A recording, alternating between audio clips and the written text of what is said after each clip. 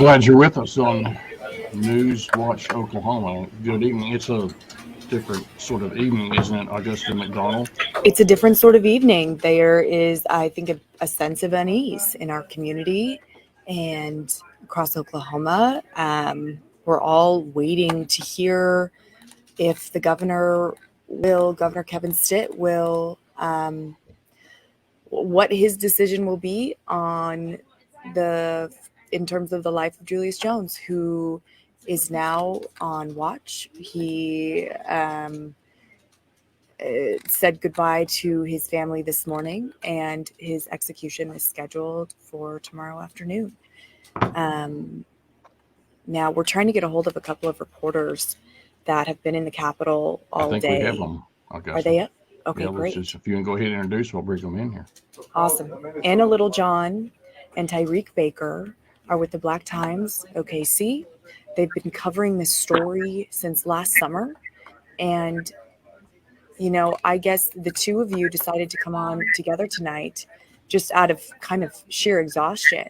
I mean, this story has really turned into a marathon. So the two of you go ahead and talk to me about what is the feeling in the Capitol this evening. A lot of the feelings that we've been witnessing today and tonight is just a lot of love. People have been praying with as much energy as possible, leaving all negativity at the doorsteps and really just trying to understand Julius' story and really wishing that the governor would make this decision, because the anticipation is really, really just, it's a lot to handle. But it's just... Yeah, currently at the Oklahoma History Center, they're having a prayer vigil, and most of the energy is centered around uplifting the family. They're going through a really dark time right now. They talked to Julius today in person for what is supposedly the last time.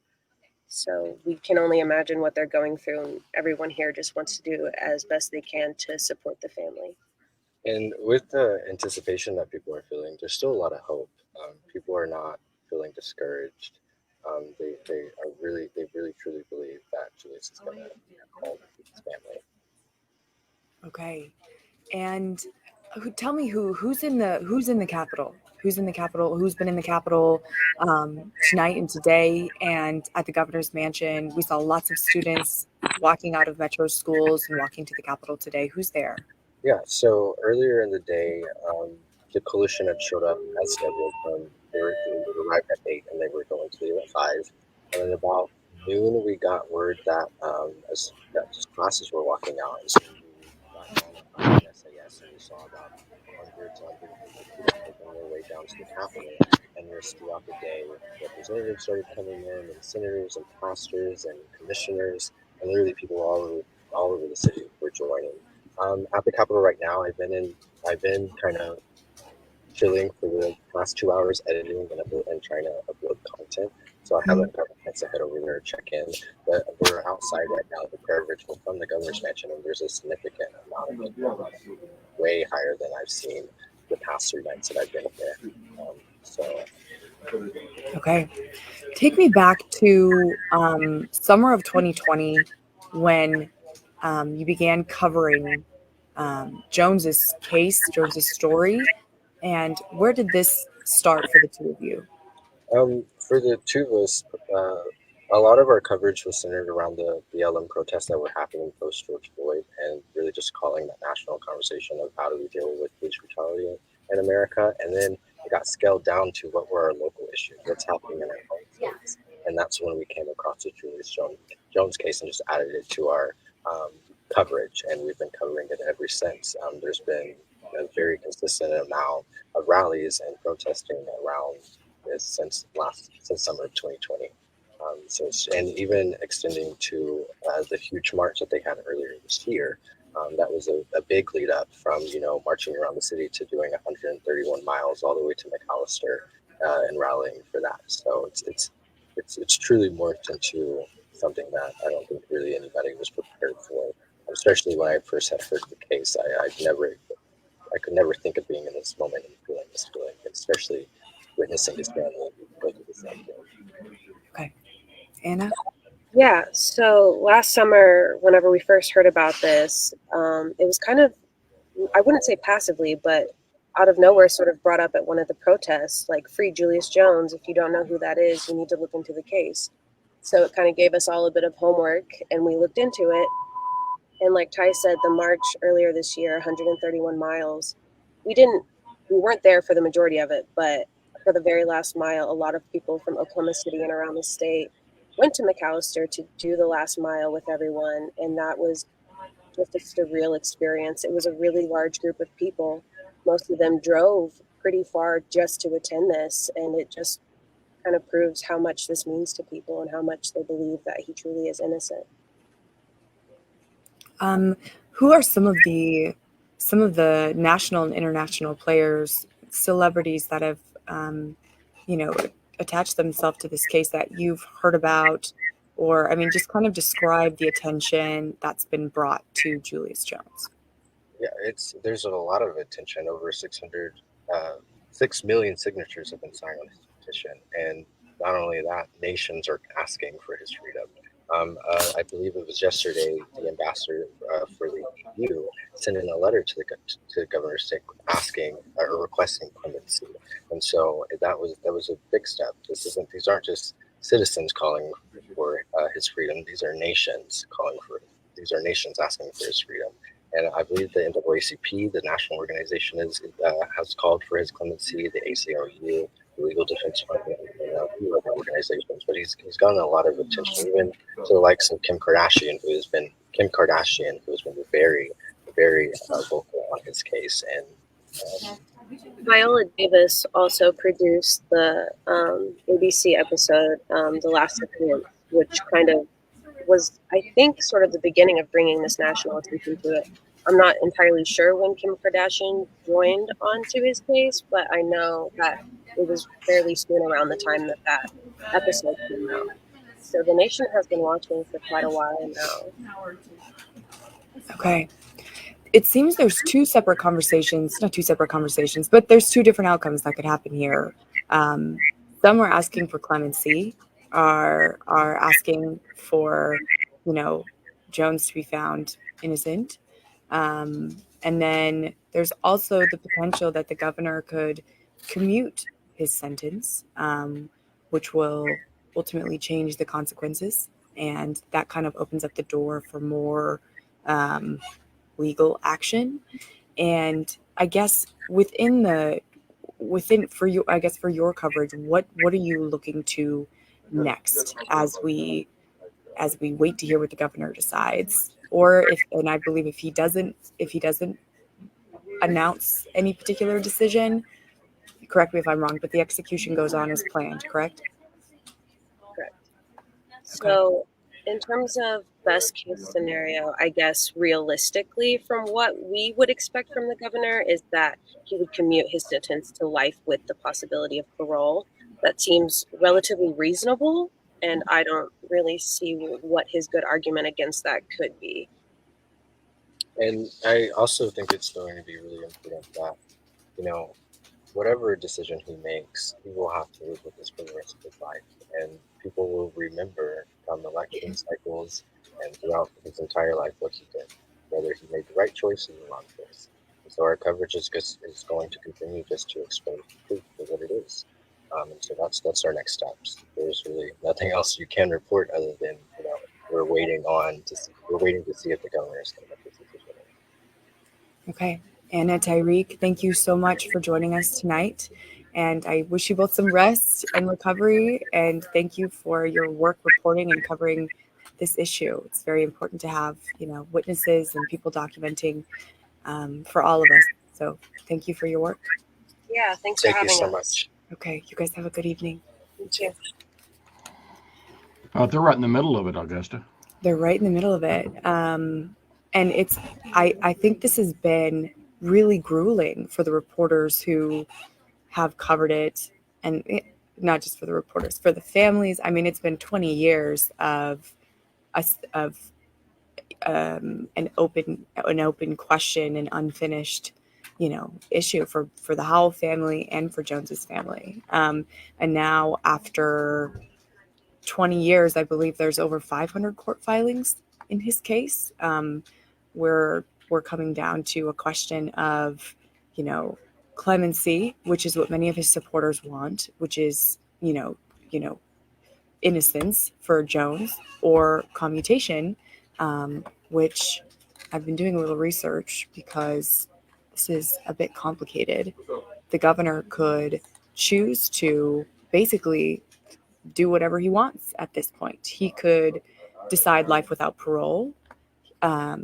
Commuting the sentence opens the door for a continued legal process. The Howell family said in a story that Ashley Holden did earlier this week, and we'll hear from Ashley in just a second. She's another News 9 reporter, that, there's no end for their family in seeking justice. Paul Howell, who was murdered 20 years ago, Julius Jones was charged for that crime and has been, convicted and imprisoned for that crime for 20 years, and appealing and maintaining his innocence for that crime as well. And that family is saying that, in 3 years he could go through, I believe the clemency process again.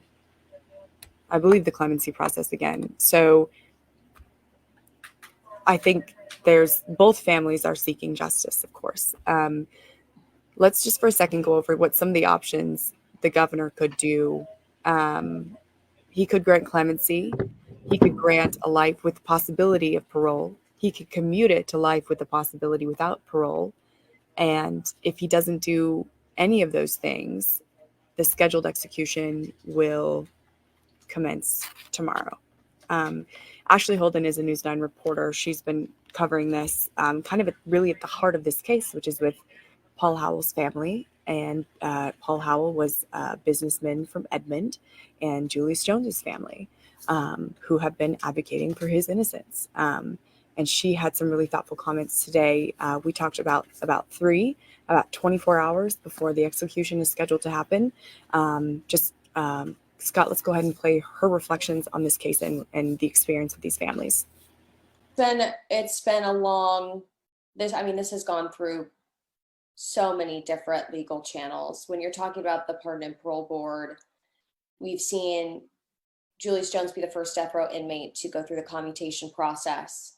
Then we saw the governor deny the recommendation, say that he wanted him to go through the clemency process. Now we've gone through that as well.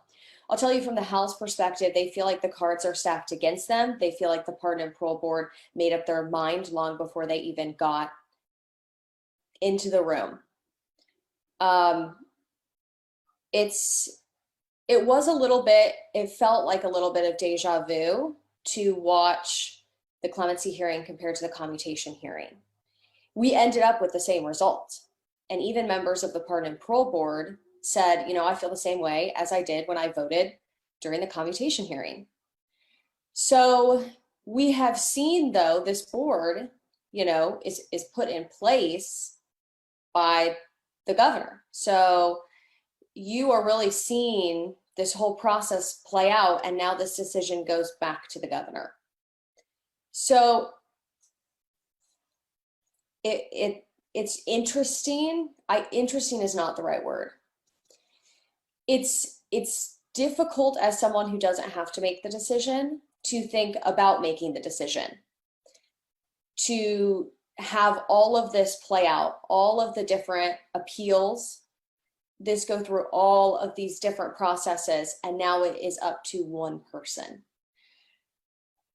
I could not even imagine being a member of the Howell family, who has gone through this for 20 plus years, the Jones family, who has gone through this for 20 plus years. And now it comes down to the very last, almost exactly now as we're speaking, 24 hours. I don't even know how I would be feeling. I only know that I, as someone who has been covering this case, feels anxious.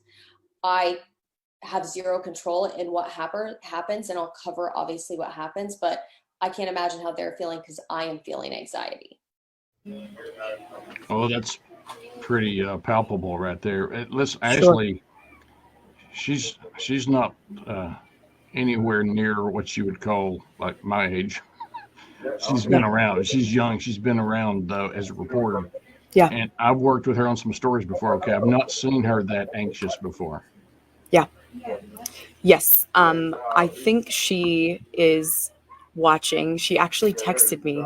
She couldn't make the live stream, but she texted me to clarify because she is covering this case detail to detail, saying it's commutation. The Pardon and Parole Board says he could reapply every 3 years for commutation if he gets life without parole. So that's the question of the extended legal process that these families would continue to endure if the governor chooses to commute Jones's sentence.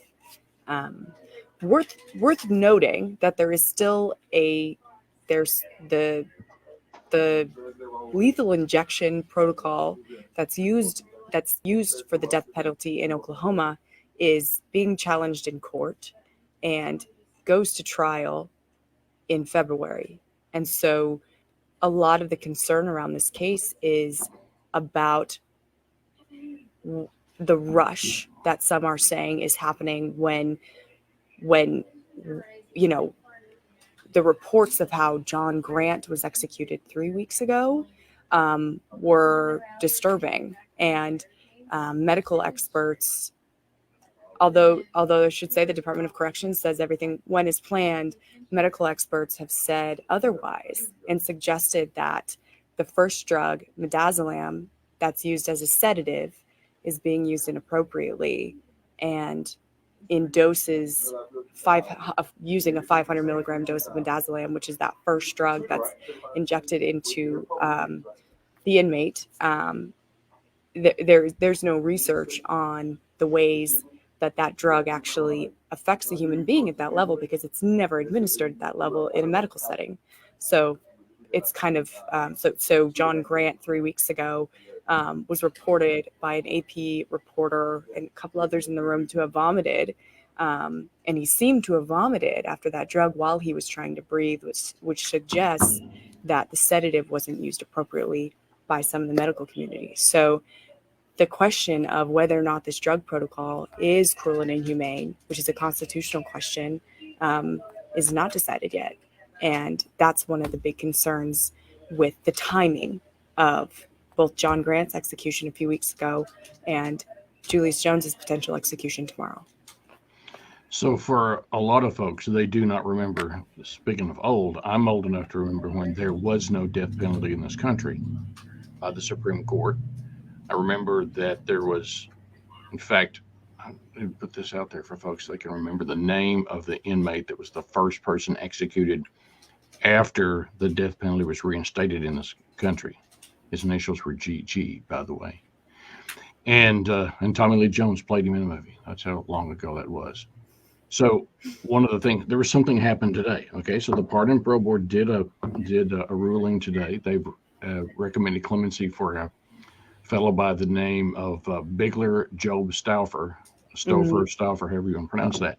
There's 2 or 3 folks on the Pardon and Parole Board that are just against the death penalty. Mm. And there are a lot of people against the death penalty, okay? And they're going to be against the death penalty regardless. It's interesting, one of the gradients in this, Augusta, as we were talking earlier, is there are meaty gradients here. Number one, there are some people who are wanting, and I think about folks who are saying he's an innocent man on death row.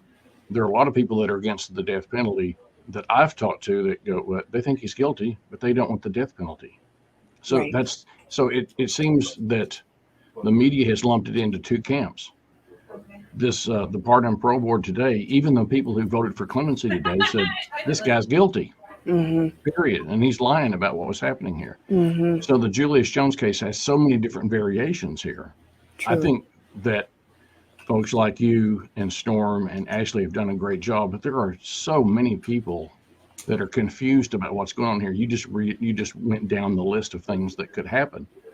One of the things that, and I see a lot of the celebrities on this that have no idea about the intricacies of this. This is a phenomenon, really. When I'm looking across Twitter tonight of the people, I have an idea that Governor Stitt's not paying attention to Twitter. So let me ask you this question: what is he paying attention to? I mean, one of the issues that I see right now is there is this complete lack of information coming out of the governor's office. I heard, I think it was last night's News 9, I'm not sure which reporter talked about it, that he's contemplating right now this, also in prayer, meditating on what should be done here. But I don't know if you've covered death penalty cases before, and you mentioned AP reporter who's covered a lot of these, but is there usually this much blackout of information? So I'm trying to think of a good answer to that. I think the lack of clarity from because this case has come down to the governor making the final decision, it seems as if there is a lack of clarity and an extended delay in getting an answer. And I can only speculate on the reasons for the governor's delay. But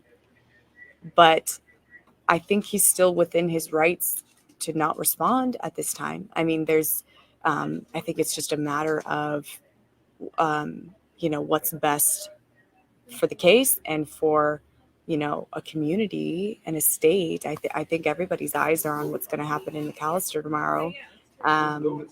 And so I think that the sense of delay is unexpected. I don't know about unexpected, but I mean, it's definitely not, there's definitely no forthcoming explanation. And I think there's a lack of clarity in the fact that he appointed the Pardon and Parole Board that recommended clemency, and then it hasn't, he hasn't accepted that recommendation. And then there's the added layer of, Bigler Stouffer being recommended as well, even though they think he's guilty, purely because their comments from the Pardon and Parole Board today expressed that they're really concerned about the way that he would die if they did recommend him for lethal injection. And I don't know if that's within I don't think that's within the board's, I don't know if it's their assignment to make recommendations based on the method of the way the death penalty would be administered. I don't think that it is, but the fact that these executions are happening now instead of after February, when that question would be answered by the courts of whether or not this method of lethal injection is cruel and unusual and inhumane, that question won't be resolved when these people are potentially killed. So that seems unclear, doesn't it? It does. And I do recall a few years ago, whenever just before the Glossop execution, of course, did not go off. And then there were two executions. The term that was used, but I didn't ever hear it again, is the word botched. So which I don't know what that means. They didn't go as planned, let's put it that way. Right. And so there was a whole lot of discussion at that time. It was hard to get the drugs from Europe. Europe, people in charge of the drugs didn't want those coming over here. There's so many layers to this. I was going to answer my own question from a few minutes ago. In the past, we've seen DOC directors be very visible at this time, very visible. So this is a change from my perspective, that DOC and governors being this quiet is somewhat unusual. And I think the comments that I've heard today have been in great sympathy for Julius Jones' family, as well as for Paul Howell's family. Sure. They're all going through this together with this sense of unknown, no matter where a person is on this particular scale. And of course, for Julius Jones, who's sitting there tonight as well, this sense of uncertainty is what I'm seeing so many comments and negative comments, not just, of course, the actual act itself, the death penalty, but nonetheless, this sense of uncertainty is something that I would think that maybe policymakers in the future are going to reconsider being this radioactively quiet going into something like this. So if something comes up on this before we're off here in a little bit, we'll let you know. But absolutely. Can you tell us what the plan is right now for News 9 News on 6 coverage tomorrow, Augusta? Yes. Ashley Holden, Carl Torp will be in McAllister tomorrow. I believe Ashley is going to have her name. Ashley and Carl are going to have their names in the media center to possibly be selected to watch the execution. News 9 did not have a reporter selected for John Grant's execution a few weeks ago. And then I will be there as well. I'll be outside, and I believe Carl will be outside with the community. And I will be live streaming interviews and doing lots of kind of live digital coverage. So watch the News 9 News on 6 apps. I'll probably make sure that Carl and Ashley have an opportunity to discuss what they're seeing and as they're doing it. So we'll be kind of, the morning show. I believe our morning crews are there already, and will be so from the 4 a.m. show through the day. We'll have live coverage and a live presence in McAllister. And then we're anticipating some response from the community here in Oklahoma City. So we'll have reporters wherever those events take place. Let me get to folks who are watching this and want to know what's going on. So why don't we go ahead, Augusta, why don't you tell people about, and I was looking through, I feel bad about Absolutely. not knowing your Twitter handle right now, as well as Ashley's and Carl's, but if you... Mine's Augusta Reports, because my last name doesn't fit in the thing. So yeah, so it's Augusta Reports is my Twitter handle. I'll be on Twitter, of course, all day tomorrow. Augusta McDonnell News 9 is my Facebook page. I'll be going live from that page and probably from the News 9 page as well. So I've got, if you look at for Torps, Ashley's is Ashley V is in Victor, Ashley Yes. V Holden, Yes. at Ashley V Holden. So you can do also, if you're on Twitter, it's at News 9 and at News on 6, and we'll figure out what Torps is. Oh, here. So Find Carl's. and he's the tall one. Yes, Carl is the tall, dark-haired afternoon anchor, and he covered the John Grant execution. He was there, gives a great report. Carl Torp, News 9. Yeah, Carl Torp, News 9, and of course, all of our work will be diverted to the News 9 and News on 6 pages as well. So Carl with a K. Carl with a K, yes. KARLTORP. All right, so and what time is this all happening tomorrow? I believe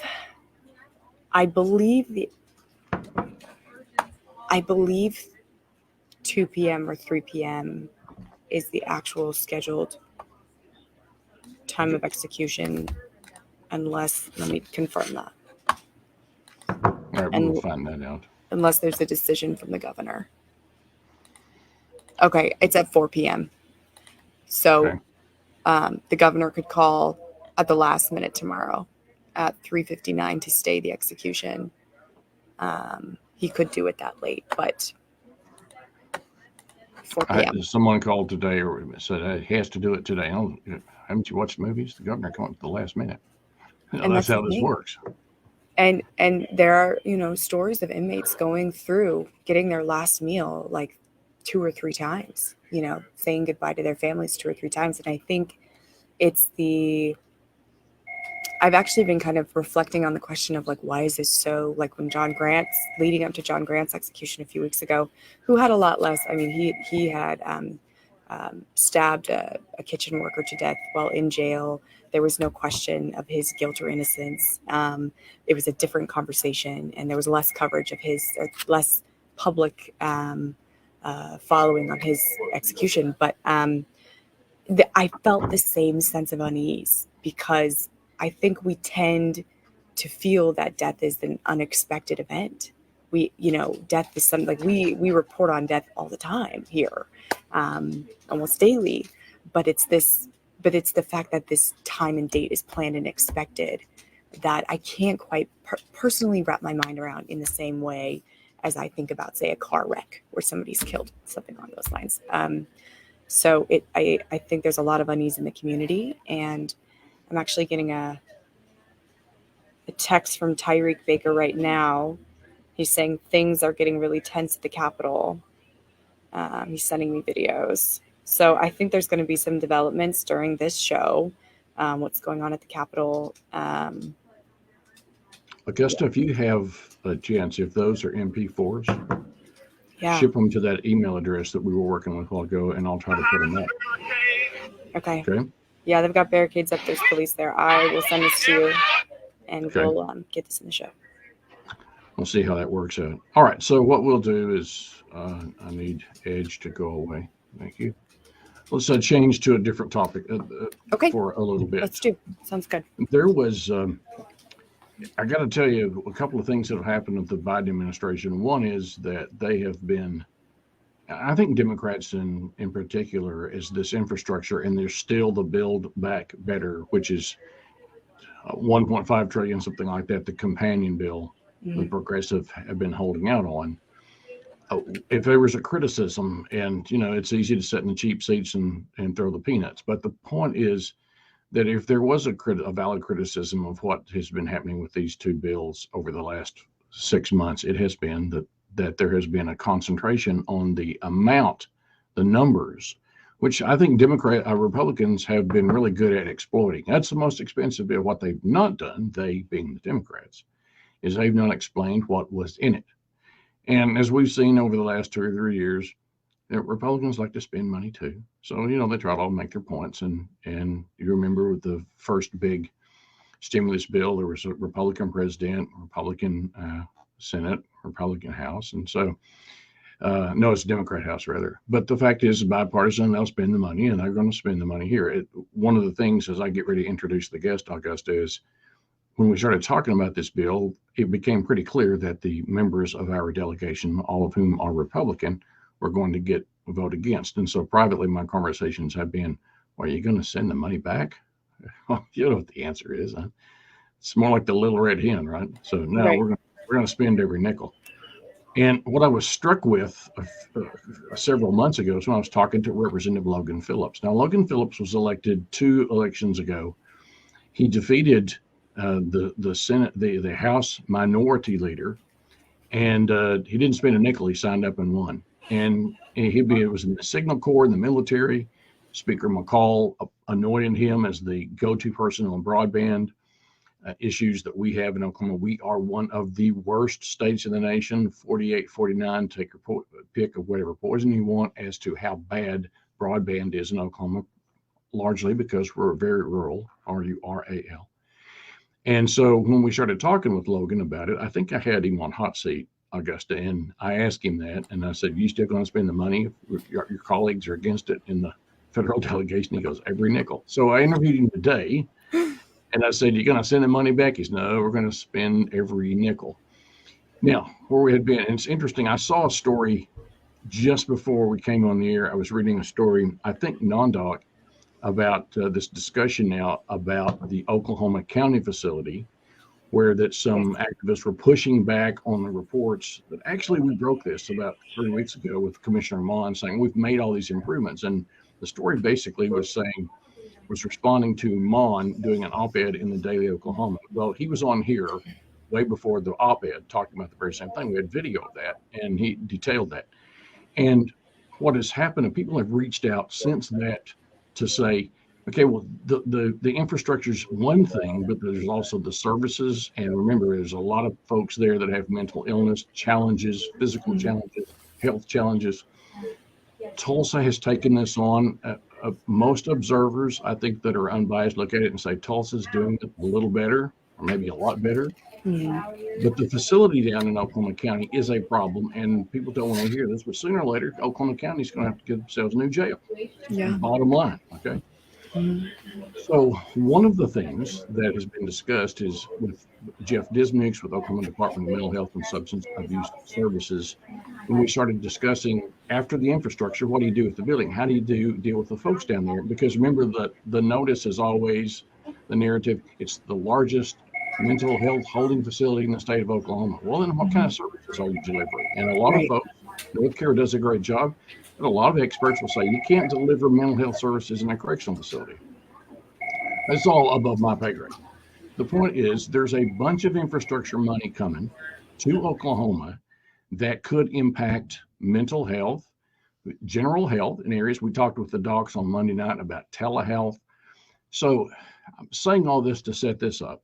Logan Phillips was on. We know how much money is in the bill. It went from, I think he details exactly what this is. It's an enormous amount of money, and it's going to be deployed in a way that is to be seen. And I asked him, and I don't know if it's in this clip, but I said, we have to wait on the legislature to appropriate the money. He was like, no, we got stuff going on right now. So I got 2 clips of Logan Phillips today talking specifically about these issues.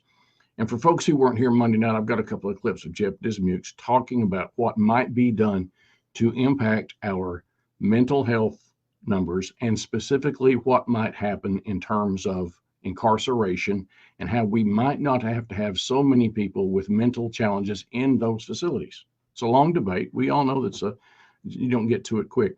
Here's Logan Phillips with item number 1. The last time we spoke, I thought maybe the state of Oklahoma would get $30-40 million through ARPA funded COVID relief funding, that we could build out some broadband, and the rest of it be focused on those traditional infrastructures. And that's just not the case. With the ARPA funding, the state of Oklahoma received about $1.9 billion. And that's just for the legislator to our legislative body to actually partner out. You can add in things like the tribal monies that came in for the sovereign nations. The county monies came out to about $1.3 billion together with all the county monies. It's a tremendous amount of funds just for the ARPA, with a tremendous amount of them earmarked for broadband, because the federal government finally defined broadband connectivity as a traditional infrastructure. Now, we have the second bill setting out, which is the $1.2 trillion with a T dollar infrastructure bill that just passed out of the House, the Senate, and was signed by President Biden, I believe yesterday, either morning or afternoon, I'm not real sure. And in that, we are earmarked tremendously for broadband, not just for the state, but here in Oklahoma. And the numbers are all over the place. You're right. The numbers are changing daily, but we do have some minimum numbers. We know that out of that $1.2 trillion, the state of Oklahoma is going to get at least a bare minimum of $100 million just for broadband expansion. And then we have another $163 million in a capital expenditures fund that is pretty much earmarked for broadband as well. And then we have a bunch of little pots that are going to serve those historically unserved or underserved areas, places that have never had connectivity. We have $2.7 billion for the nation going to digital literacy to help with our senior citizens, to help with new up-and-coming students to learn how to connect for the first time and learn how to use those computers. We have $32.2 billion specifically for the rural areas to throw out broadband into just areas that have never had connectivity before. Of course, that's statewide number or nationwide numbers, but historically, Oklahoma has always received about 1% of these national figures. So if we're talking national figures of $4.25 billion, that's 42 more million. 32 billion for the historic unserved areas, that's 32 extra million. These quickly add up to pots of like $500 to $750 million just for broadband expansion once this all is settled and looking out. And that's not looking at stuff like the USDA grants, the NFIT grants, other types of grant systems are out there that also have billions of dollars in them. So we're going to see boots on the ground, the single largest infrastructure build out in the state's history. This is going to blow that 1920s rural electrification out of the water. It's going to be like anything we've ever seen before. They're talking about figuring out a way to make connectivity to every single home now. $250 million for Oklahoma infrastructure. Now, Ted Cruz is going to be excited about that. I used to talk about $250 million plus for Oklahoma infrastructure.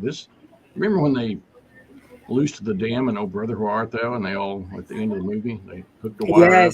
And the cows are floating by. And yeah, it's going to happen here. It's like he said, this is what Logan Phillips said. He said that's going to dwarf that electrification act in the 1920s. It's a pretty stunning amount of money, Augusta. It's a stunning amount of money. And I think it's interesting the way that we're talking about infrastructure in terms of mental health and in terms of the access that can be provided by, increasing broadband and, supporting schools in that way and improving roads and just access statewide. it'll be interesting to see all of the programs and projects that come out of this money. Okay, now specifically, I asked him a couple other questions about mental health and incarceration. Now, we're having a criminal justice discussion. We've been having it for some time now about what constitutes criminal justice reform. There are some, let's just put it this way, lots of different variations of this. One person's criminal justice reform might be way too loose for another one. But here's the whole point. This issue is going to be coming to a head real soon just because of budgets and some of the money that's out there that could be impacting people for retraining, these sorts of things. And this, by the way, this video, well, I'll be shipping it to Ryan Wilson tonight. So it'll soon be on News 9, News on 6 for the entire Logan Phillips interview, which we get into. We really go down the rabbit hole on a lot of these, but the fact is pretty exciting. But specifically for people who are interested in what's happening at the Tulsa County Detention Center, the Oklahoma County Detention Center, all these discussions, all these years about, yes, we've got mental health challenges. We need to start funding this. Well, I would say that the funding is there. You have Republican lawmakers like Logan Phillips, who's the point guy for Charles McCall on this, Speaker McCall. And I asked him specifically about what this money could be doing for reducing incarceration, reducing recidivism, and helping people who have mental illness who may be being forced into the legal system. Well, let's start off with the commentary first. The reality is Oklahoma has about 30% of our population suffering from some form of mental health problem, depression, suicidal thoughts, those addiction-based issues. It is tremendously large amount of population. We're talking 400,000 plus people of our Oklahoma population. We're 31 in the nation in mental health. That's a terrible number to have. But the reality is we're 80% of our physical landmass is unserved by connectivity. 385,000 of our students don't have internet connectivity at home. There's no ability for them to reach out through telehealth to get those mental health services. Last session, I actually passed a resolution naming the month of November, where we're at right now, as Men's Health Awareness, to raise health awareness for mental health, prostate cancer, those type of things, because we see that the suicide rates, especially in our young teens during this pandemic the last 2 years, has simply skyrocketed. The isolation, the lack of control in their lives, these have led people, the loss of jobs and livelihoods, to start destroying their own lives, to start taking their own lives. The mental health crisis is peaking, not just in here in Oklahoma, though we are one of the worst. It's peaking across the nation, and it's not getting better. Now, there's some ways we can take and deal with the situation. One of the big problems is we simply don't have mental health services in our rural communities. You get outside of Tulsa, Oklahoma City, to be able to get to a therapist or a psychologist or anyone to speak to is extremely difficult. When you have no cell phone coverage and you have no internet connectivity and you can't have a doctor that's in the town, what's your opportunity? You're going to turn to things like meth. You're going to turn to abusing substances. You're going to turn to those things that quiet the demons in your head and quiet those voices and those awful thoughts you're having. So if we're going to overcome that, we have to be looking at this connectivity issue so that we can bring in doctors, not just from here in Oklahoma, but from everywhere, to get resources to our elderly are suffering horribly. We're seeing massive spikes in the retirement communities and to the elder homes because they have been blocked off from their loved ones for almost 2 years now. So we have to find new and creative ways to bring in those resources, bring back that human connection, and start treating these issues. You know, one of the things that's probably underreported is that if we have these sorts of numbers amongst the general population of mental illness and challenges right now, our correctional facilities have got to have, if not more, percentage of those same sorts of problems. I know in Oklahoma County, we've been talking about some improvements at the jail that go virtually unnoticed amongst general media. And I'm wondering, are there things in this bill that would allow you to go into these facilities, which have an enormously, according to reports, enormously high amount of people with mental health challenges to get some treatment? Although I know that's a difficult thing for mental health providers, so to do treatment inside of incarcerated in sort of correction facilities. But do you see something there in terms of this money, this infrastructure money, helping in that regard? Well, absolutely. We have the money's earmarked for COVID relief, and then of course the infrastructure money is made their earmark to build out those systems that we need. So there's tremendous pots of monies for dealing with mental health and the prison population. The reality in Oklahoma, since 1983, our population has increased about 276%. We have about 26,000 or so people in the Oklahoma judicial system that are justice involved right now.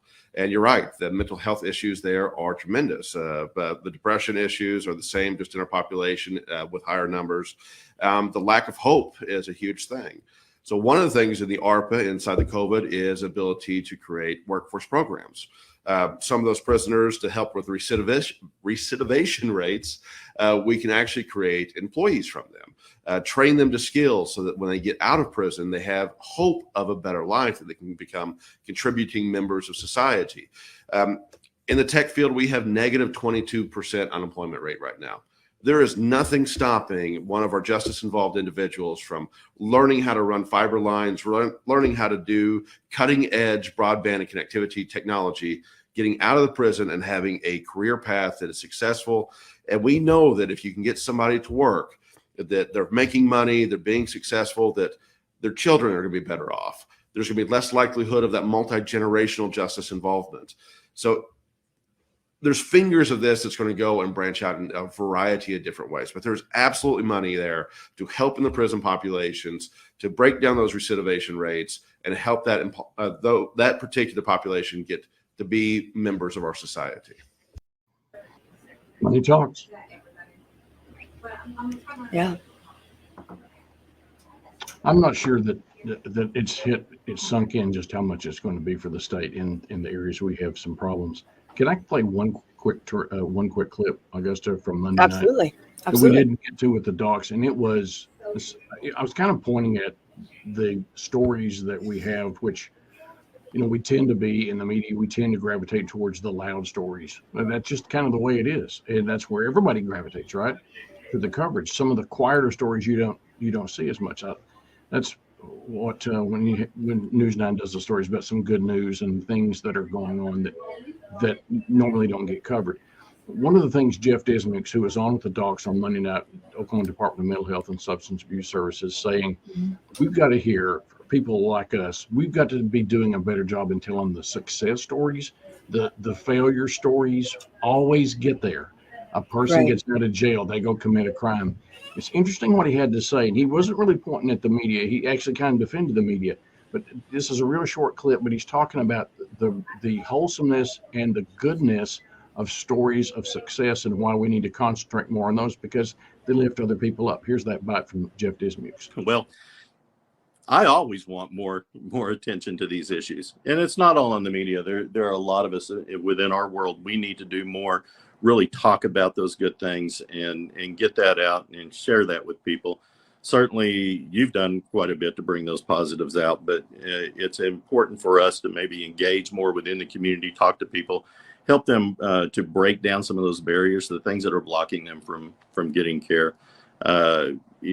As I said earlier, and going to mention the success stories that I hear about and I get to see, I want everyone to be able to see this. So I think it's easy to focus on the negative sometimes. It sometimes takes a little bit more for us to talk about the positives, but I promise you the positives outweigh those negatives, and it's important for us to talk about it. So I hope that working together, we can maybe elevate that a little bit.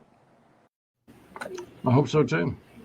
I hope so. I mean, there's such a stigma around mental health issues that people lean on substances or whatever coping mechanism they go to feel okay. And there's one of the stations I first reported at was in Montana, my home state, and Montana has the highest rates of